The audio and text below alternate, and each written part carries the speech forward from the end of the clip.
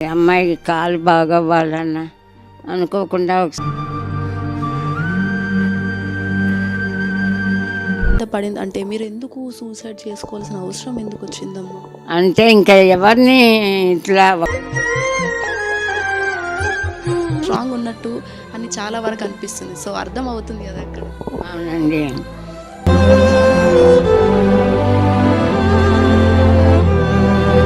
ఇలాంటి తావటం తప్ప మరో దారి లేదు. చచ్చిపోయినట్టుగానే భావిస్తున్నాను నేను.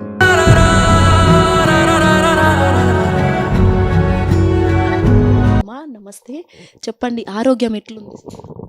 వాళ్ళకి కొంచెం బాగుంది ఇక్కడికి వచ్చాక, కానీ ఇంకా బాగా కోలుకోలే. కాసేపు మాట్లాడితే చూసారు ఎట్లా వస్తుంది. ఇది నైట్ టైం ఎక్కువైపోయి ప్రతిసారి ఇంటర్వ్యూలు ఇలాగే వచ్చేస్తుంది నాకు. డే టైం కాబట్టి కొంచెం ఈ మాత్రం బాగున్నానమ్మా.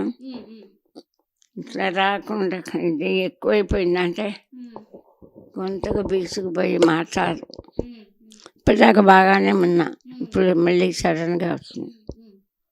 ట్రీట్మెంట్ చేయించుకోవాలమ్మా. మీరు ఒక అడ్మిట్ అవుతే కొంచెం ప్రాబ్లం రాకుండా, అంటే పూర్తిగా కాకపోయినా కొంచెం తగ్గటానికి, కంట్రోల్లో ఉండటానికి మేము మా చేతనే ఇది చేస్తామన్నారు డాక్టర్లు. అడ్మిట్ అవ్వాలంటే పాప నాకంటే పేషెంట్, ఆ అమ్మాయికి అస్సలు బాగాలేదు. కాళ్ళు 3 రాళ్ళు ఉన్నాయి, లేచి కూర్చోలేదు. చాలా నాది బయటికి కనపడే అనారోగ్యం, ఆ అమ్మాయికి కనపడిన అనారోగ్యంతో బాధపడుతుంది. ఇద్దరం అడ్మిట్ అవ్వాలి. అంటే మీరు అసలు తెలుగు ఫిలిం ఇండస్ట్రీకి ఎట్లా వచ్చినారు?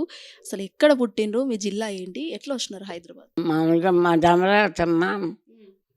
అమరావతిలో మా బ్రాహ్మణ్స్, అంటే ఆడపిల్ల బయటికి వెళ్ళకూడదు అనుకునే ఫ్యామిలీలో ఉన్నాం. పుట్టా అక్కడ అంత పెద్దగా చదువుకోలేదు, కానీ చిన్నప్పటి నుంచి నేను పత్రికకి వ్యాసాలు అవి రాసేదాన్ని. 14 ఏళ్ళు 15 ఏళ్ళప్పుడే వాణి అని ఒక పత్రిక ఉండేది, దాంట్లో రాసేదాన్ని. వ్యాసాలంటే ఏం కాదు, మా నాన్నగారు పూజ చేస్తూ తిట్టేదే వంకేశ్వరే అదేంటో చూడదని ఇట్లా మధ్యలో ఫ్యామిలీ ఇవన్నీ చెప్పుకుంటూ పూజ చేసేవారు. అది నేను అబ్జర్వ్ చేసి నేను సరదాగా అదే కాపీ కొంచెం మార్చి రాసి పంపేదాన్ని పత్రికలు. బాగుందమ్మా, మళ్ళీ రాయండి, ఇంకోటి రాయండి అని అలాగా రాస్తూ ఉండేదాన్ని. తర్వాత ఏదో పిల్లలు లయన్స్ క్లబ్లో ఒక నాటిక వేసాను రాసి నేనే. అది బాగున్న తర్వాత మా అక్కయ్య గారు ఉండేవారు వైజాగ్లో, మేము గుంటూరులో ఉండేవాళ్ళం. వాళ్ళ నాన్నగారు ఐ స్పెషలిస్ట్, పాప వాళ్ళ యాక్సిడెంట్లో పోయారు. ఇంకా అప్పుడు ఏడుస్తూ కూర్చుంటే మా అక్కయ్య తీసుకెళ్ళింది వైజాగ్.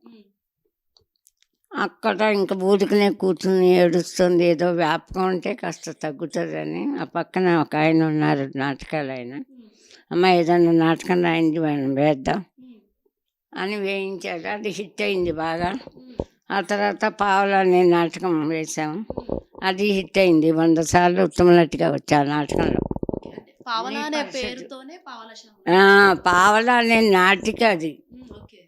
ఆ నాటిక 100 సార్లు వేసాము, 100 సార్లు నేనే ఉత్తమ నటిగా వచ్చా. అందుకని పావలా శ్యామలు. ఇప్పుడు సుత్తివేలు, సావుకారు జానకి అని ఎలా అంటారు, నాటక రంగంలో ఆ నాటిక హిట్ అయిందని పావలాలో వేశారు శ్యామల గారు. అదే పావలా శ్యామల, పావలా వేసిన వాళ్ళని అలా పావలా శ్యామల పేరైంది. చాలా నాటికలు, చాలా సంస్థలు వేసి చాలాసార్లు సన్మానాలు అవి చేశారు. అవి విని ఈ సుమన్ గారు, ఈటీవీ సుమన్ గారు ఓ సీరియల్కి పిలిపించారు. సీరియల్ వేస్తుండగా కొంచెం బాగా పేరు వచ్చింది, దాంట్లో కూడా అవార్డు వచ్చింది నాకు. సీరియల్లో కూడా ఆడపిల్ల అని ఈటీవీలో అప్పుడు వేశారు, అది కూడా అవార్డు వచ్చింది నాకు. అవన్నీ చూసి పరచూరి గోపాలకృష్ణ గారు పరిచయం చేశారు మనసంతా నువ్వే సినిమా. ఫస్ట్ అది 100 రోజులు ఆడింది. ఇక తర్వాత ఆయనే నువ్వు వస్తానంటే వద్దంటావా వర్షం అన్నీ ఆ రాజుగారే తీశారు. అన్నిట్లోనూ నాకు క్యారెక్టర్ ఇచ్చారు. అలా అవి చూసి ఖడ్గం అన్నీ హిట్ సినిమాలే చేశా. మహేష్ బాబు గారితో మురారి అందరి హీరోలతో చేశా. ప్రభాస్తో వర్షం సినిమా అన్నీ ఆ హిట్ సినిమాలు చూసే చిరంజీవి గారు ఇందిరా సినిమాలో వామ క్యారెక్టర్ ఇచ్చారు. ఠాకూరు అన్నీ అందరి హీరోలతో 4-5 సినిమాలు చేశా. దగ్గర దగ్గర మా అమ్మాయి రాసుకుంది అన్నీ 300 పైన చేశా సినిమాలు. అదే ఇప్పుడు మేము బాధపడి ఎన్ని సినిమాలు చేశామంటే అన్ని హిట్ సినిమాలే. ఆంధ్ర వాళ్ళ జూనియర్ ఎన్టీఆర్ అగ్గిరాముడు అంటే అల్లరాముడు అందరి హీరోలతో చేశాం. అన్నీ సూపర్ హిట్. ఆఖరికి మన బతికి ఇలాగైపోయిందని బాధపడతాం. అంటే అన్ని సినిమాలు చేసి కూడా. అమ్మ ఎవరైనా అంతమంది హీరోలతో చేసినారు మీరు సినిమాలు, మరి ఎవరైనా సెలబ్రిటీలు వచ్చి మరి హెల్త్ ఎట్లా ఉందని ఆర్థికంగా ఏమన్నా హెల్ప్ చేస్తున్నారు? ఎవ్వరు అసలు చేయలేదమ్మా. ఒక పూరి జగన్నాథ్ గారు అబ్బాయి చిరంజీవి గారు అమ్మాయికి బాగాలేదని, నాకు ఇలా అయిందని తెలియదు ఆయనకి. అమ్మాయికి బాగాలేదని వాళ్ళ అమ్మాయి చేత 2 lakhs పంపించారు. తర్వాత మాలో మెంబర్షిప్ 1 lakh ఆయనే కట్టి చేర్పించారు. వాళ్ళ మేనల్లుడు సాయి ధర్మ తేజ ఒక 1 lakh పంపించారు. తెలిసిన వాళ్ళు కొంచెం హెల్ప్ చేసి ఇప్పుడు కాదు 5 సంవత్సరాలు అయిపోయింది. అంటే అమ్మాయి పడిపోయి 5 ఏళ్ళు అయిపోయింది. నేను 4 ఏళ్ళ నుంచి ఇట్లా నేను ఈ బాధ దీంతో బాధపడుతున్నా. కానీ వాళ్ళు ఎవరికి తెలియదని అనుకుంటున్నాను. తెలిస్తే కొంచెం ఇప్పుడు ట్రీట్మెంట్కి అమ్మాయికి కాలు బాగవ్వాలన్నా ఇది తగ్గకపోయినా కొంచెం నైట్ టైం చాలా సీరియస్ అయిపోతుంది నాకు.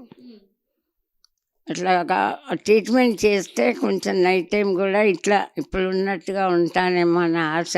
ఇప్పుడు కొంచెం మార్నింగ్ డే టైం కొంచెం బాగానే ఉంటున్నా. ట్రీట్మెంట్కి డబ్బులు లేక ఇంటర్వ్యూ ఇచ్చుకుంటున్నాను. ఏదో అమ్మాయి కాలు ఇదని అనుకోకుండా ఇదే ఆర్కే ఫౌండేషన్ వారికి మేము ఓల్డ్ ఏజ్ హోమ్కి రెంట్ కూడా కట్టలేని పరిస్థితిలో ఉన్నా. అయిపోయింది లాస్ట్కి. హాస్పిటల్కి వెళ్తే 15,000 20,000 అయిపోతుంది. మెడిసిన్స్కు 10,000. ఎంత దాచుకున్నా ఎవరు హెల్ప్ చేసినా ఎన్నాళ్ళు వస్తాయి చెప్పండి. అంతా ఇప్పుడు ఎవరు ఇంకా మామూలు అన్నట్టు ఊరుకుంటున్నారు. ఆర్కే ఫౌండేషన్లో ఎట్లుంది మిమ్మల్ని? ఎట్లా చూసుకుంటున్నారు మీ అమ్మాయిని మిమ్మల్ని? మేము వచ్చి మా అమ్మాయికి ఎట్లా చూసుకుంటున్నారనే కంటే ఎట్లా ధైర్యం చెప్పి మానసికంగా భయం లేకుండా మీరేం భయపడద్దమ్మా, మేమున్నాం, మా చేతనంత వరకు మీకు హెల్త్ బాగుండేలా చేస్తామని చెప్పి ఎంతో ధైర్యం చెప్పారు. మేము వచ్చి ఇంకా 10 రోజులు అయింది. ఇంకా కొద్ది రోజులు ఉంటే బాగుండొచ్చు అనుకుంటున్నాము. అంటే అమ్మాయికి కూడా చూస్తామమ్మా మేము, కాలు ఎలా ఉందో ఫిజియోథెరపిస్ట్ని పిలిచి బాగు చేయిస్తాం. మీరేం భయపడకండి, నాకేం డబ్బు కట్టద్దు. ఎవరైనా మీకు సాయం ఇస్తే అప్పుడు డొనేషన్ కింద ఇవ్వండి మా సంస్థకి. మీరేమో డబ్బుల గురించి బెంగ పెట్టుకోవద్దు, మేమున్నాం, మేము చేస్తామని పాపం చేస్తున్నారు. 10 రోజులు అయింది. కొంచెం రెస్ట్ తీసుకొని బాగా ఉన్నాం కనుక కాస్త ఈ మాత్రం మాట్లాడుతున్నాం. మెడిసిన్స్ కూడా వారే కొనుక్కొచ్చి ఇచ్చి వేసుకోండి అమ్మా, ఇవి టాబ్లెట్ కంటిన్యూటీగా బాగా మేము తెప్పిస్తామమ్మా, మీరేమి ఇవ్వద్దు అన్నారు. తెప్పిస్తున్నారు. కొంచెం బాగానే ఉన్నాము. కాకపోతే అమ్మాయికి కొంచెం ప్రాబ్లం ఎక్కువగా ఉంది. అమ్మాయికి సౌండ్లు అవి పడవు. మేడ నుంచి పడింది కదా తలకి. మేడ మీద పడింది అంటే మీరు ఎందుకు సూసైడ్ చేసుకోవాల్సిన అవసరం ఎందుకు వచ్చిందమ్మా? అంటే ఇంకా ఎవరిని ఇట్లా ఒకళ్ళ దయ మీద ఎట్లయినా కొంచెం మొదటి నుంచి ఆత్మాభిమానంగా బతికాం. ఒకళ్ళకి సహాయం చేయటమే కానీ ఎవరిని చేయి అడగల.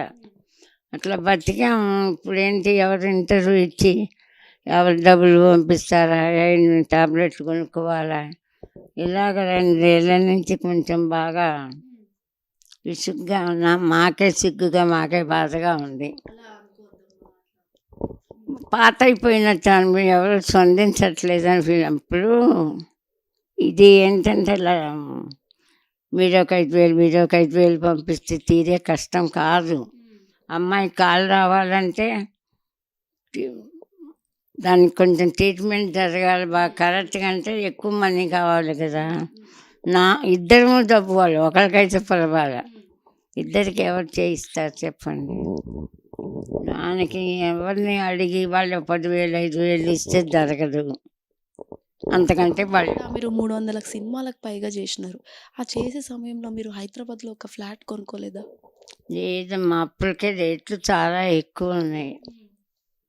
చిత్రపుల్లలు 2 lakhs కట్టండి అని. ఇప్పుడు ఏమైందంటే మనం వేసే సినిమాలు ఈ మాస్ క్యారెక్టర్ సినిమాలు కానీ గ్లామర్ వేషాలు కాదు కదా. మహేష్ బాబు ఉన్న సినిమాలో ఉన్నాం కానీ మహేష్ బాబు తల్లిగాను మహేష్ బాబు అక్కగాను వేయలేదు కదా. ఇట్లా వేస్తే డిమాండ్ చేయొచ్చు, మనకు సంపాదన. మనం వేసిన వేషాలకి నేను అడిగేదాన్ని కాదు కొంచెం పేరు వచ్చేదాకా. మీరిక్కడ సరే మీరు సైడ్ క్యారెక్టర్ అన్నా కూడా అక్కడ మీ నవ్వులు, మీ కామెడీతో ఇప్పటి వరకు గుర్తున్నారు తెలుగు ప్రజల్లో. అది మీకొకటి అర్థమవుతుందా?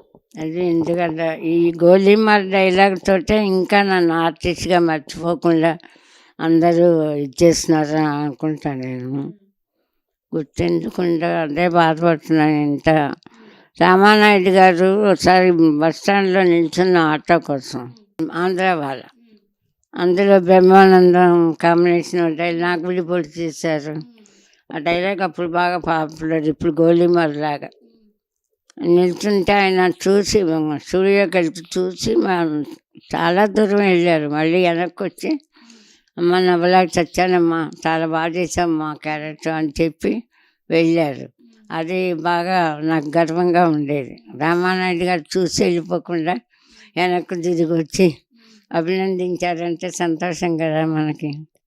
అట్లా అన్ని డైలాగ్ ఆంధ్ర వాళ్ళ కానీ ఖడ్గం కానీ అన్ని సినిమాల్లో బిట్లు అందరూ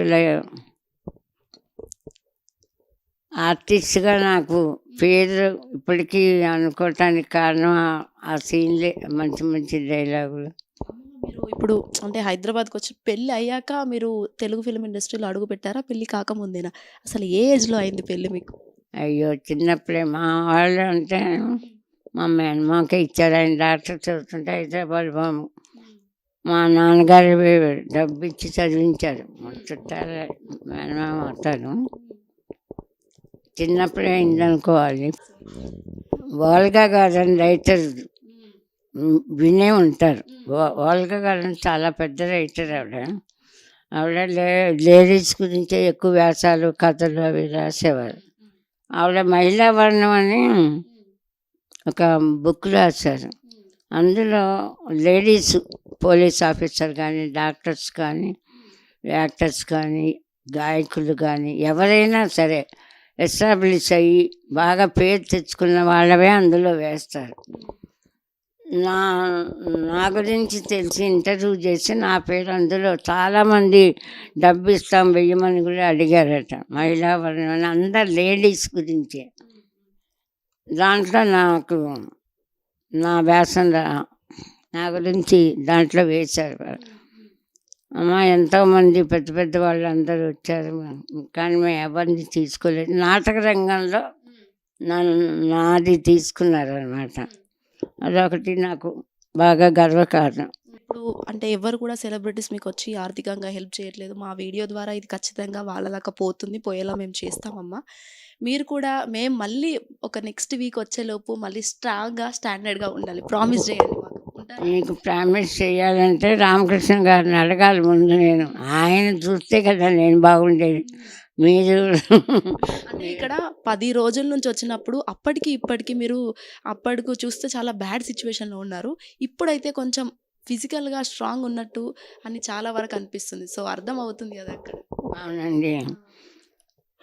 అంటే అప్పుడు మేము ఇంకా 4-5 రోజుల నుంచి భోజనం కూడా చేయలేము మేము, మా అమ్మాయి నేను. అవమానం భరించలేక, అక్కడ బతకలేక, చావలేక. నేను ఒక్కదాన్ని కాదు కదా ఎమోషన్లో చనిపోయి నా కూతుర్ని చంపాలంటే కష్టం కదా.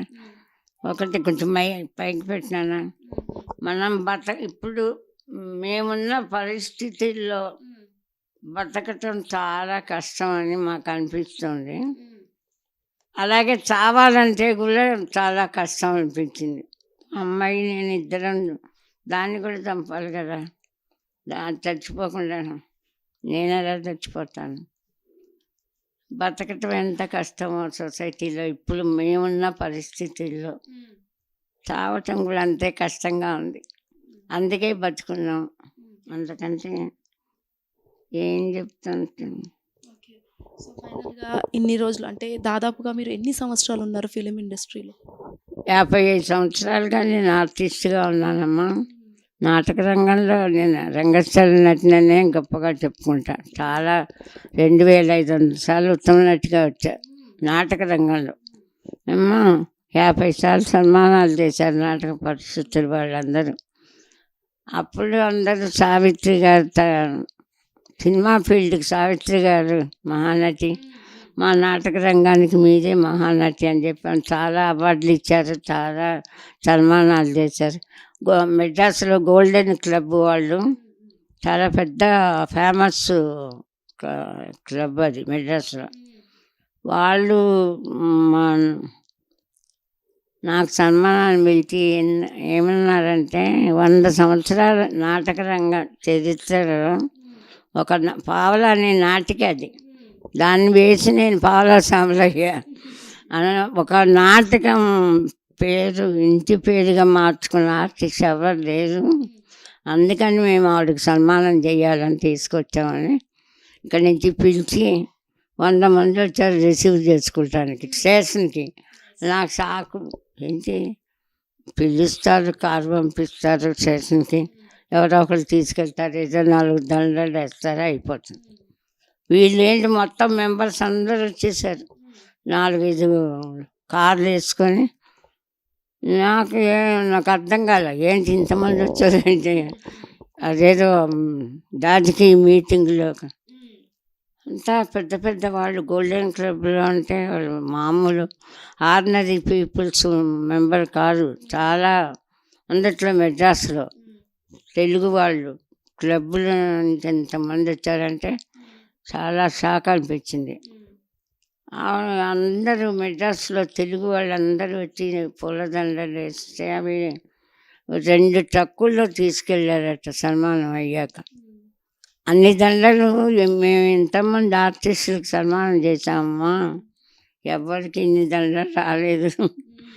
ట్రక్కులో వేసుకొని ట్రక్కు నిండా తీసుకొని వెళ్ళిపోయారట సన్మానం అయ్యాక. అది వింటే చాలా గర్వం అనిపిస్తుంది కదమ్మా, సంతోషం. అవన్నీ తలుచుకుంటూ ఉంటా, అవన్నీ తలుచుకుంటుంటే చాలా హ్యాపీగా ఉంటుంది. అంత మంచి అనుభవాలు మీకున్నాయి, అంత మంచిగా మీరు అలా అయ్యి ఇప్పుడు ఇలాంటి చావటం తప్ప మరో దారి లేదు. అంటే అందరినీ బ్రతిమాలుకొని వాళ్ళు ఎవరు సహాయం చేస్తారా అని ఎదురు చూస్తూ ఇలా బ్రతకటం అంటే చచ్చిపోయినట్టుగానే భావిస్తున్నాను. నేను బతుకున్నానని అనుకోవట్లేదు. కాకపోతే ప్రాణం విలువ ఎక్కువ, పరువు ఎక్కువ, ప్రాణం ఎక్కువ. అంటే పరువు కంటే ప్రాణమే ఎక్కువ. నా బిడ్డను చంపడం నాకు చేత కాదు. చేత కానప్పుడు ఏం చేయాలి? బతకాలి. బతకాలంటే పరువు పోగొట్టుకున్నా నా బిడ్డను బతికించుకోవాలని. ఖచ్చితంగా అమ్మ, ఆవిడ చాలా బాగుంటారు, మీరేం టెన్షన్ తీసుకోవద్దు. మీ హెల్త్ కూడా నేను మళ్ళీ నెక్స్ట్ వీక్ మేము వస్తాను, ఇదే హిట్ టీవీతో వచ్చి మీతో మళ్ళీ మాట్లాడతాను. అప్పటిదాకా మీరు ఇట్లానే స్ట్రాంగ్గా ఇంకా తినుకుంటూ మంచిగా మెడిసిన్ వాడండి, ఓకేనా? మీరందరూ చూపించే అభిమానం, మీరందరూ ఇచ్చే ధైర్యమే నాకు బతకాలనిపిస్తుంది. చూడాలి రామకృష్ణ గారు చాలా ధైర్యం చెప్పారు. ఈ 10 రోజులు బాగానే చూస్తున్నారు. అందుకని ఒక్కసారి మీ అమ్మాయితో మాట్లాడించవచ్చు, మాట్లాడతారా? మాట్లాడండి, నాకేం ఇది లేదు. అమ్మాయి మమ్మల్ని కాపాడండి. మా జనరల్గా మా ఇద్దరి దగ్గర నుంచే ఫస్ట్ టాక్ మా అమ్మాయి బాగుండాలి, మా అమ్మాయి లేచి తిరగాలి. అందుకోసమే నేను అందరినీ సహాయం చేయమని అడుగుతున్నాను. ఎవరైనా పుణ్యాత్ముడు మా అమ్మ సహాయం చేస్తే నా అమ్మాయి కాలు బాగా చేసుకుంటా, అదొకటే నా కోరిక. నేను మా అమ్మ బతుకుంటే చాలు, నేను పోయినా పర్లేదని మా అమ్మాయి ఇంకే రెండు టాకేనా వినిపించదు. ఫైనల్గా ఇటు ఫిలిం ఇండస్ట్రీ వాళ్ళ దగ్గర నుంచి కావచ్చు, లేకపోతే ఇంకెవరి దగ్గర ఏమైనా కోరుకుంటున్నారా? మీరు ఏమైనా చెప్పాలనుకుంటున్నారా? ఇప్పుడు కొంతమంది చేశారు సినిమా ఫీల్డ్లో ప్రొడ్యూసర్స్ వాళ్ళు, కానీ 2-3 అది 4 ఏళ్ళు పైన అయిపోయింది. వాళ్ళు హెల్ప్ చేసి నాకు దిల్ రాజు గారు అంటే చాలా గౌరవం. ఆయన కూడా నన్ను చాలా అభిమానంగా చూశారు. ఆయనకి పరిస్థితి తెలియదని ఇట్లా తెలిస్తే అమ్మాయి కాలు బాగు చేయిస్తారు, నాకు చాలా హెల్ప్ చేస్తారు అని నాకు బాగా నమ్మకం. కాకపోతే ఆయనకు చెప్పేవాళ్ళు లేరు. మీ మీడియా ద్వారా కానీ ఎట్లయినా సరే ఆయనకి ఇట్లాంటి పరిస్థితిలో ఉన్నానని చెప్పి తెలియజేస్తే తప్పకుండా నాకు హెల్ప్ అవుతుందని నమ్మకం. ఇప్పుడు వీళ్ళు ప్రొడక్షన్ వాళ్ళు ఆదరించారు. ఇట్లా రూమ్ ఇచ్చి రోడ్డున పడకుండా మేము రూమ్ ఇచ్చారు, మందులు తెచ్చి తిండి పెడతాం, భోజనం అన్నీ చూస్తున్నారు. కానీ అమ్మాయి కాలు బాగుదించాలంటే ఎక్కువ కావాలి. నాకు కూడా ట్రీట్మెంట్ అంటే మనీ ఎక్కువ కావాలి కదా. వారి ఫౌండేషన్కి ఎవరైనా దాతలు హెల్ప్ చేస్తే మనకి బాగా చూస్తారు. మళ్ళీ మీరు ఖచ్చితంగా బాగుంటారు, దాతలు కూడా వస్తుంటారు.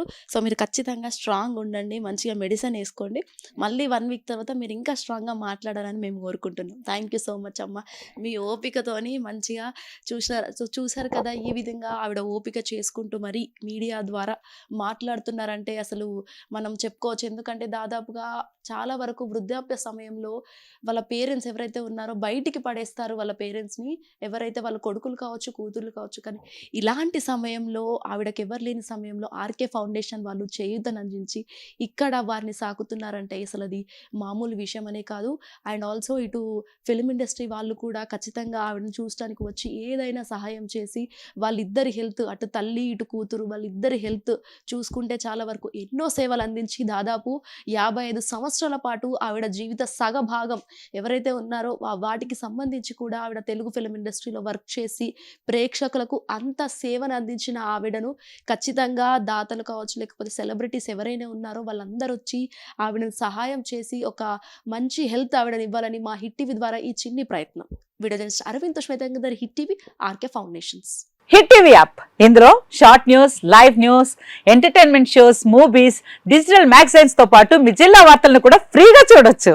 ఇంకెందుకు ఆలస్యం, వెంటనే హిట్ టీవీ యాప్ ని డౌన్లోడ్ చేసుకుని ఫ్రీగా ఎంటర్టైన్మెంట్ పొందండి. Hit TV app. Hit TV app. Please download hit TV app. Hit TV app ని ఫ్రీగా డౌన్లోడ్ చేసుకుని ఎంజాయ్ చేయండి. మీకు నచ్చిన ఎంటర్టైన్మెంట్ కోసం హిట్ టీవీ యాప్ ని ఫ్రీగా డౌన్లోడ్ చేసుకుని ఎంజాయ్ చేయండి. హిట్ టీవీ యాప్ ని డౌన్లోడ్ చేసుకుని ఆస్వాదించండి, ఆశీర్వదించండి. ఇంతమంది సెలబ్రిటీలు హిట్ టీవీ యాప్ ని డౌన్లోడ్ చేసుకోండి అని చెప్తున్నారంటే ఎంత మంచి యాప్ ఆలోచించండి. అమెరికా అమెరికా అమెరికా అమెరికాలో చదవాలనుకునే వాళ్ళకి విశ్వసనీయమైన పేరు మన శౌర్య కన్సల్టెన్సీ. UK లో 1 year masters. UK లో 1 year masters. 2 years work permit up to 5 years visa. Contact Saurya Consultancy.